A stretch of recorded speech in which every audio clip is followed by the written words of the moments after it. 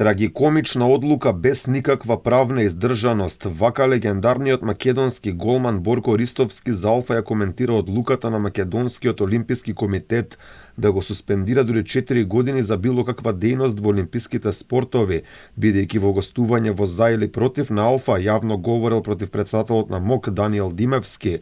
Ристовски најави дека во наредните денови ќе одржи пресконференција на оваа тема, на која ќе открие неговата вистина. Добро, не би сакал ништо повеќе да коментирам од она што веќе и цела македонска јавност го знае. Тоа е една трагикомична одлука која што нема апсолутно никаква правна издржливост, меѓутоа да не коментираме повеќе. Јас најавив дека ќе имам пресконференција на која што ќе бидете поканети и вие и ќе кажам сите работи зашто и всушност се случува се ова.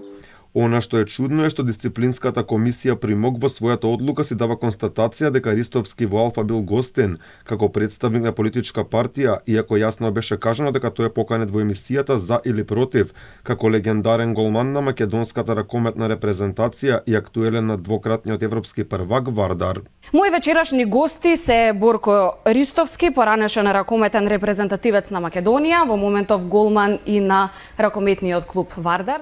Нешто што изгледа дисциплинската комисија на МОК не го слушнала или не сакала да го слушне.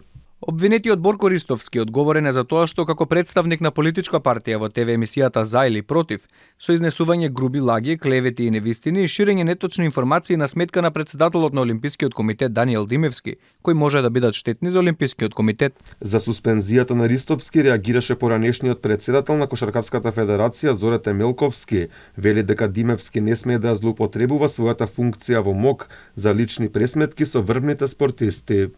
Можеме да го сакаме или не Борко, но тој е ракометна македонска легенда. Од тие причини сакам да бидам чесен и објективен како поранешен спортист и спортски работник, што не ме остава во целата оваа приказна да останам настрана. Ако човек се нафати да извршува јавна функција, треба да биде свесен дека ќе биде изложен на критика, основана или неоснована, бидејќи секој има право на свое мислење и ставови. За јавно изговорените неосновани навреди, лаги, постојат судови. Во својата одлука, дисциплинската комисија на МОК вели дека легендарниот голман го прекршил членот 17 од дисциплинскиот правилник на Олимпискиот комитет, па добива суспензија од 4 години по пријава поднесена од првиот човек на Олимпискиот комитет.